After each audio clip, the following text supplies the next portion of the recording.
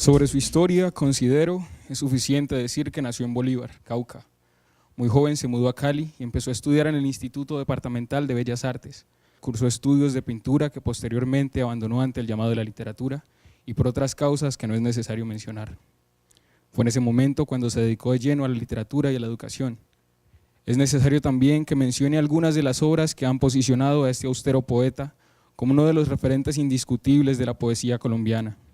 Entre sus publicaciones más importantes están Orígenes, Las cosas perdidas, Agua de la orilla, Sombra de agua, Sin razón florecer y La serena hierba, libro que lo hizo merecedor del Premio Nacional de Poesía que entrega el Ministerio de Cultura. La poesía de Horacio Benavides es el fruto de las inconscientes influencias de su madre y su abuelo. Doña Fidelina, a pesar de solo haber cursado hasta tercero de primaria, era casi tan poeta como su hijo. Entendía el mundo desde sus sentimientos y nunca requirió de grandes lecturas para hallar belleza en el lenguaje, para sentir a través de él. Entre grandes frases cargadas de emociones, su madre le enseñó sin darse cuenta a amar el lenguaje, o mejor, la visión que podemos tener de la vida a través de este. Por su lado, don David, su abuelo, marcó la vida artística del poeta, o mejor dicho, la liberó, una mañana en que, mientras su madre estaba a punto de dar a luz, lo aisló consigo para llevarlo a las pesebreras a ver a su caballo. En el camino, se detuvo y de manera espontánea pronunció las palabras que darían comienzo al gran amor entre el poeta y la poesía. Gallinazo, buen amigo, mi caballo se ha perdido, ayúdamelo a buscar, si es que no te lo has comido. En esta simple copla, como la llama el poeta, se encuentra enmarcada una de las expresiones más sencillas de la poesía. Detrás de ella hay un mundo entero, una historia, un dolor, una pérdida. Y el poeta entendió eso, o mejor dicho, lo sintió. Leer a Benavides me mostró que al verso no se le abre la mente, sino el corazón, los sentidos.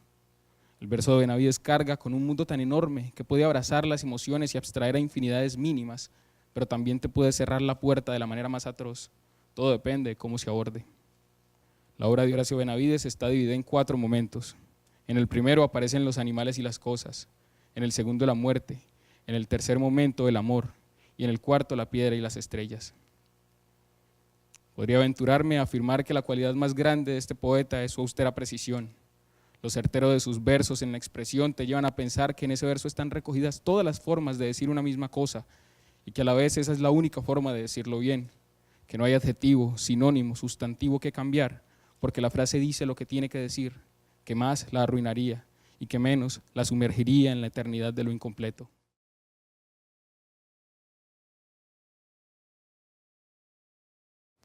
Conversación a oscuras. Este es el primer poema. Escuché tu llamado, madre, y cogí fuerzas para levantarme.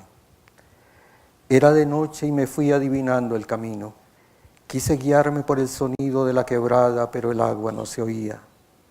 Solo los perros ladraban a mi paso. Esta es la casa de Juan Chilito, me decía, pues eran 3 los perros que ladraban. ¿Cómo no iban a ladrar si me faltaba la cabeza? Voy por donde Pedro Daza, pues ladran como 4, como 6, volvía y me decía. ¿Cómo no iban a ladrar si me faltaban las piernas? Al fin di con tu casa, madre, tu casa como una nube blanca entre tanta negrura. Pensé que dormías agotada por la pena y no quise despertarte y me fui yendo por donde había llegado. Hay una cosa en esta guerra nuestra y es que ha sido tan horrible que los padres siempre tratan de tapar el horror a los niños.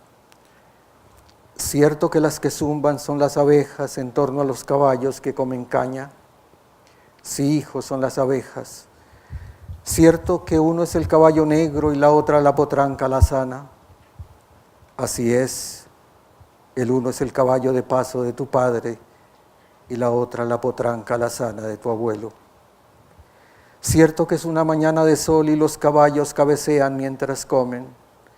Bien dices, hijo, los caballos están adormilados y cabecean por la resolana. ¿Cómo decirle que no se ve nada y que las que zumban son las moscas sobre nuestros cuerpos insepultos? Uno de los libros que más me gusta del maestro Horacio, de hecho son 2, pero yo los considero casi que como uno solo que escritos en diferentes tiempos, como si hubiera dado un salto a la espera de otros temas, es la aldea desvelada y conversación a oscuras. Hay allí un mundo entre la muerte y lo onírico, como si Horacio fuera una especie de nuestro Rulfo, pero mientras que en Rulfo fue en la narrativa, aquí fuera en la poesía, ¿no? Esa visión de esos sujetos que están allí, que nos vienen a contar su vida, su nueva vida en la muerte y demás. Quisiera preguntarle al poeta cuál es de sus libros preferidos, poeta. El libro que más me gusta, pues no es fácil, no podría decir. Yo creo que el libro que más me gusta en este momento es uno que acabo de terminar, que lo tengo ahí en sueño para ver si cuando se despierte vale la pena, que se salva, porque es lo que tengo presente y el que aún me entusiasma. Hay cosas mías que sé que de alguna manera han sido bien hechas, pero que ya no resuenan en mí, ¿no?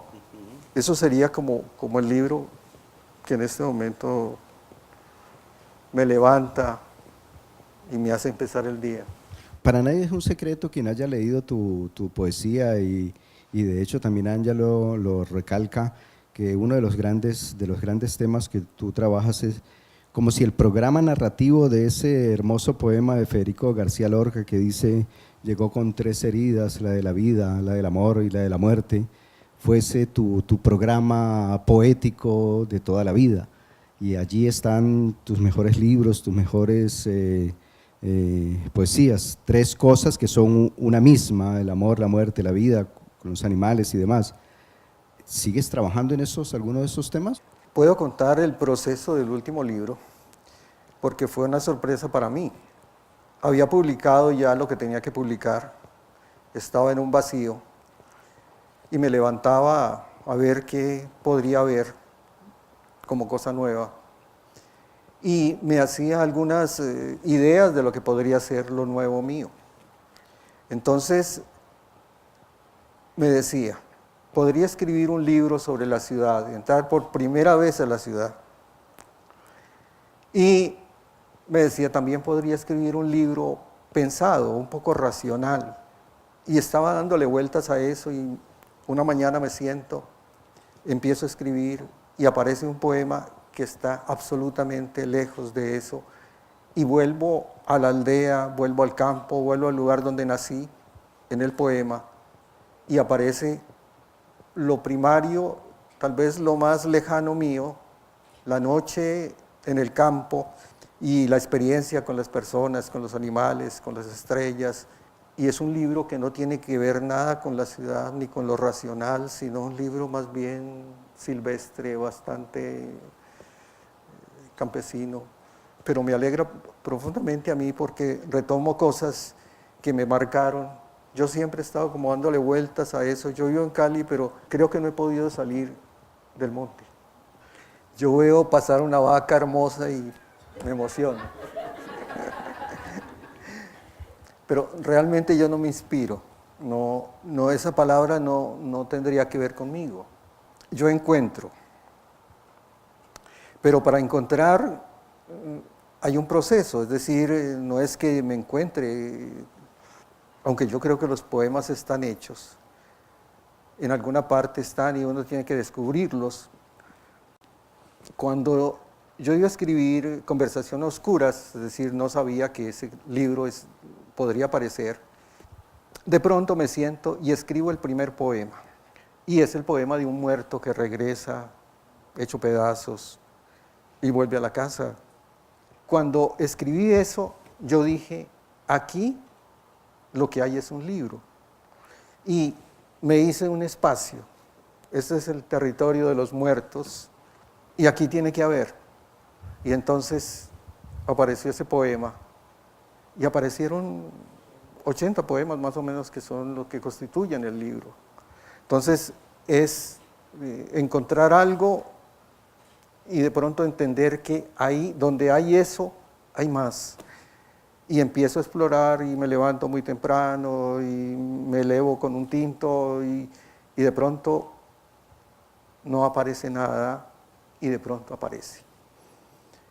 En eso tiene que ver sobre todo en el libro de los muertos, tienen que ver muchas circunstancias.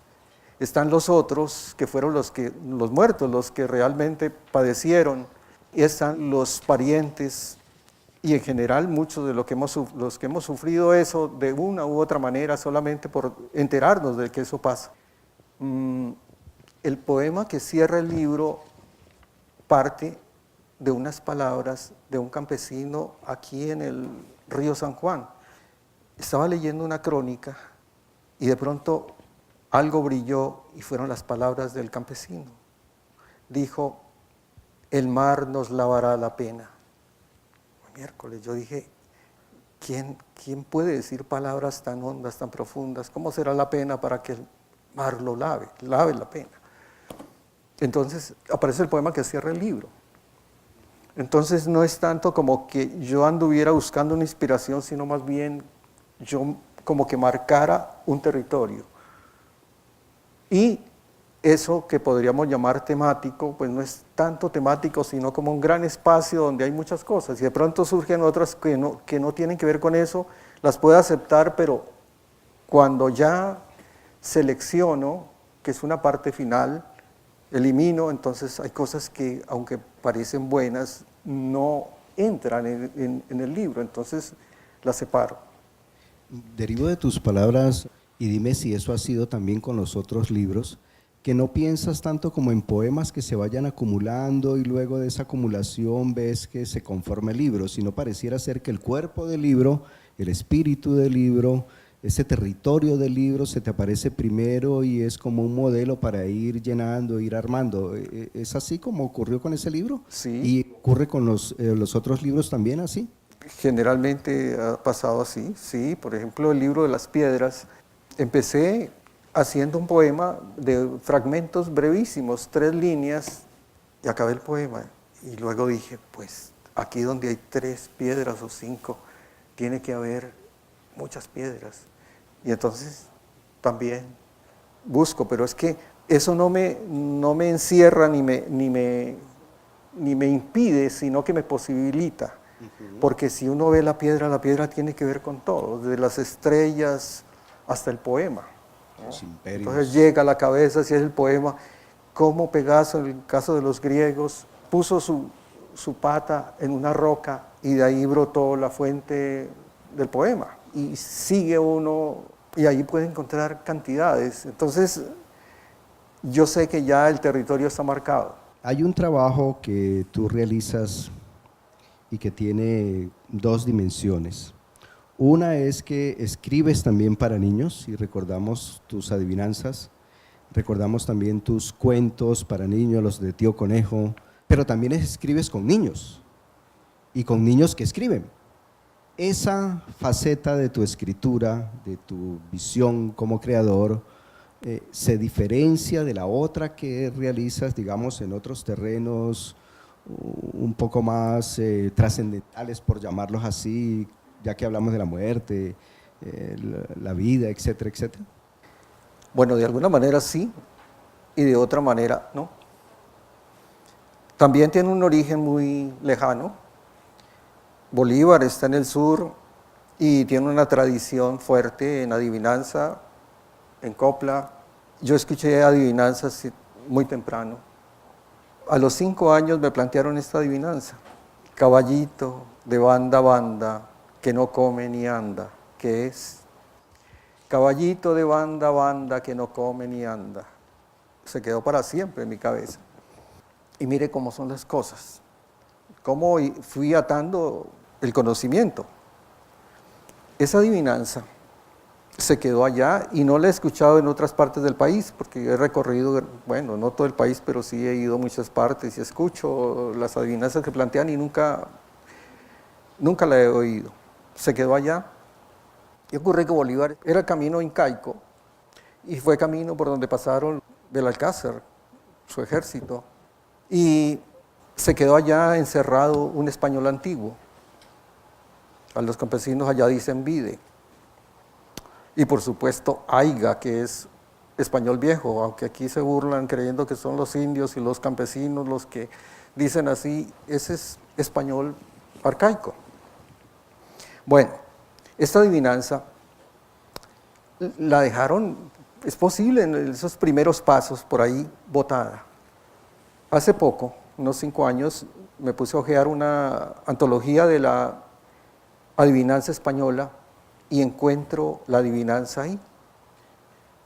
Es una adivinanza española. Estaba en el libro. Entonces, camino de españoles y camino de las culturas indígenas, todo ese sur, Nariño, Cauca, Huila, está llena de palabras en quechua, porque fue la lengua que estuvo presente ahí por el paso de las culturas. Entonces, desde allá viene la adivinanza, en mi caso. Pasó el tiempo y había escrito ya libros de poesía, trabajaba con los niños, de pronto descubro que a los niños les encanta la adivinanza. Entonces empiezo un poco jugando a hacer adivinanzas y de pronto me pongo a hacer un libro y tuve una suerte con eso, suerte por el tiempo en que escribí el libro. Realmente escribí ese libro en 7 días, más o menos escribí 120 adivinanzas y luego le quité, quedaron unas 70 más o menos, que es lo primero que aparece como mi libro de adivinanzas. Entonces fue un regalo y ahí también pude hacer una cosa que no es fácil para nosotros porque nos condenaron la rima y la medida. Nosotros venimos de una influencia grande de los nadaístas y una de las cosas a las que descabezaron fue a la rima, es decir, no pudimos hacer la transición entre una palabra callejera que por supuesto ellos introdujeron, sobre todo en este medio nuestro, y que fue muy importante, poder decir la poesía como se habla con las palabras cotidianas. ¿Qué pude hacer con la adivinanza? Pude rimar, cumplir ese deseo de hacer rimas, y creo que son bien hechas, son bonitas, y en eso tiene que ver mucha gente, no solamente yo, por supuesto, y puedo decir que son buenas, precisamente porque el escritor no es un ser extraordinario, yo no creo. El escritor simplemente forma parte de la lengua. Yo hablo del río de la lengua. Y el río de la lengua está creado por todos. Por el más infeliz, y a veces el que menos cree uno, está aportando y diciendo. Hace unos días, ahora que hablo del río de la lengua, había un vecino ya viejo, don Jesús, sacaba una silla, se asoleaba en el andén, entonces un día pasé saludándolo. ¿Qué hace ahí, don Jesús? Me dijo, aquí esperando al mensajero del rey. Imagínense ustedes, aquí esperando, ¿no?, el mensajero del rey, lo dijo de una forma hermosísima, ¿no? Las adivinanzas vienen de muchos lados, la gente está creando, y el que menos cree aporta. Hay una cosa muy interesante también en el proceso que me ha pasado. Yo primero obro y luego pienso. Es decir, primero escribo y luego pienso. De las adivinanzas sabía muy poquito. Hice el libro y entonces descubrí que los japoneses hacían eventos de adivinanzas. Que los hebreos, por supuesto, están en la Biblia, que los griegos, que los mayas, bueno, y fue llegando después. Y me empecé a preguntar, ¿y qué formas tienen las adivinanzas? Ya había escrito. No, tienen varias formas, fui descubriendo.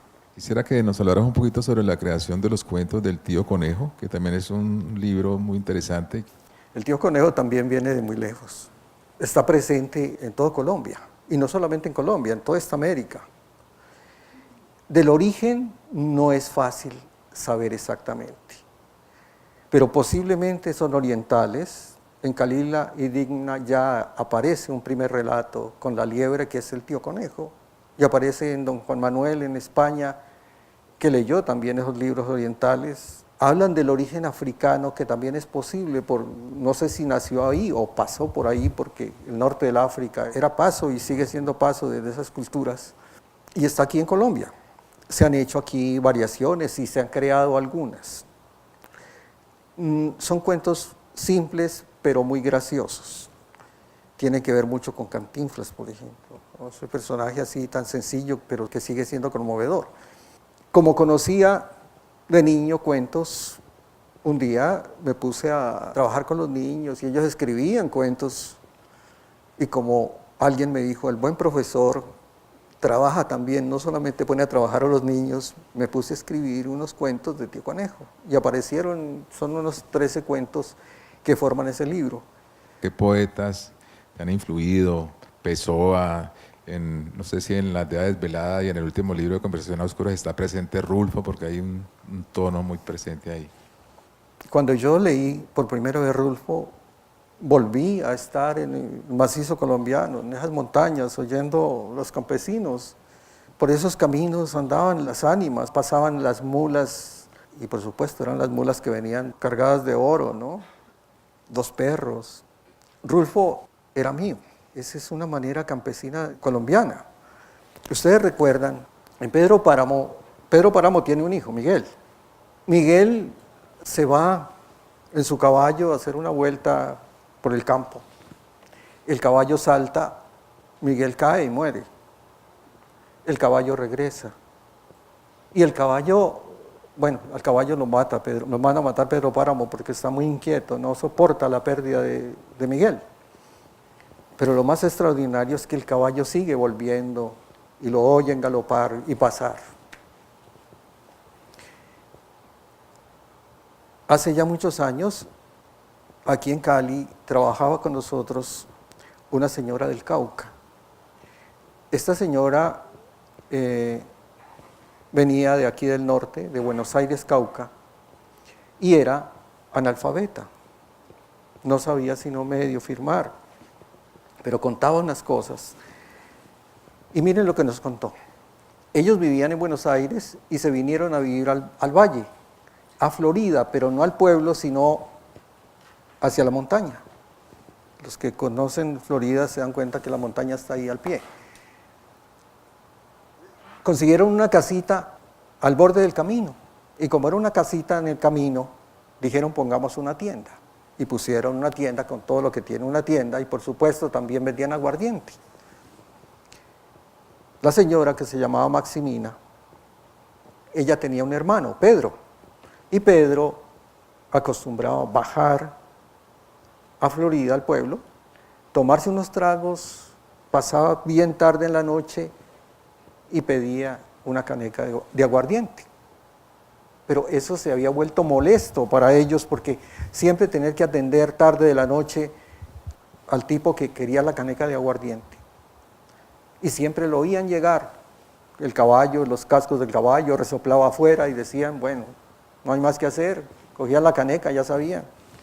Y un día oyeron llegar al caballo, pasos afuera en el patio, resopló el caballo y Maximina dijo, bueno, no hay más que levantarse a esta hora. Cogió la caneca, nos decía que abrió la ventana, entró un viento frío, miró por todas partes y no vio nada. Llamó al marido y le dijo, mira, él dijo, yo también oí. Se levantó con la linterna, alumbró, nada. Bueno, cerraron la ventana, se acostaron, se preocuparon un poco, pero se olvidaron. Al día siguiente, Maximina dice que estaba moliendo un maíz afuera en el corredor para unas arepas y llegó una vecina. La vio como muy seria, como rara, y le dijo, doña Maximina, qué pena tener que venir con malas noticias, pero ayer hubo una corrida en Florida y Pedro se tiró al ruedo a torear con su ruana y el toro lo cogió y lo mató. Está en el anfiteatro, le vine a decirle que tiene que irlo a reclamar. Cuando el caballo pasó, Pedro estaba muerto. Y es el mismo caballo que pasa galopando y que si no lo ven es porque ya es un fantasma también. Eso, si lo cuenta un estudiante de la universidad o del bachillerato, pase, no oyeron, no leyeron algo. Pero esta mujer no sabía leer y jamás pasó los ojos por un libro. Y mire con lo que vienen. Entonces, eso que soñó Rulfo, lo soñó esta mujer, o eso que escuchó Rulfo, también esa mujer lo escuchó. Entonces, ¿cómo no me iba a impresionar Rulfo? Vengo de los muertos, de los fantasmas. Y tiene que ver, por supuesto, en mis libros hay como esos ecos, ¿no? Que puede ser influencia, no sé hasta qué punto, pues. En cierto momento pues, leí que usted hablaba que el ser humano en algún momento tiene que perder, de que tiene que saber perder. Y escuché pues una anécdota suya de cuando era muy pequeño, la primera vez que se fue a dormir a un pueblo, que pues despertó y sintió esta ausencia del ruido de los animales. Entonces, yo quisiera saber pues en sí cuál es su concepción de ausencia, su concepción de pérdida. Yo creo que sin la muerte no podemos escribir. Pensemos, la muerte es diversa. Una separación puede ser una muerte, ¿no? Se terminó un amor, por ejemplo. Cuando a los 3 años voy al pueblo y amanezco ahí y despierto y no escucho el canto de los pájaros, siento espanto, ¿dónde estoy? ¿Y esto qué pasó? Pero antes no los había escuchado. Es decir, no era consciente de eso. Cuando algo desaparece, tiene la posibilidad de resurgir, aparece como imagen luego. Entonces, para quien escribe, perder es fundamental, y para todos, es decir, todos perdemos, queramos o no. Se pierde la infancia, se pierden los padres, se pierden los hermanos. El instante de hace media hora ya se fue, ya no está. Sin ese vacío no habría posibilidad de crear. En últimas es una recreación la literatura y el arte. Un poeta crea y recrea la palabra, y una de esas posibilidades es la lectura de la poesía. Pues no digamos como una generalidad, pero sí creo que a esa labor dedica buena parte su oficio y su quehacer un poeta. La inquietud es de los poetas básicamente nuestros de Colombia. ¿Qué poetas han sido, digamos, los que te han dado más fuerza y más vigor para producir esos textos tan hermosos, tan bellos y sobre todo tan coherentes? Bueno, hay varios poetas que me han conmovido y que yo no soy un gran lector, pero vuelvo y leo.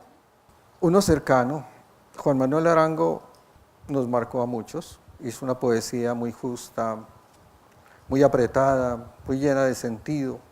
Y eso fue muy importante, porque el otro lado era también una poesía que de pronto se abría mucho, se relajaba mucho y perdía un poco de fuerza, de sentido.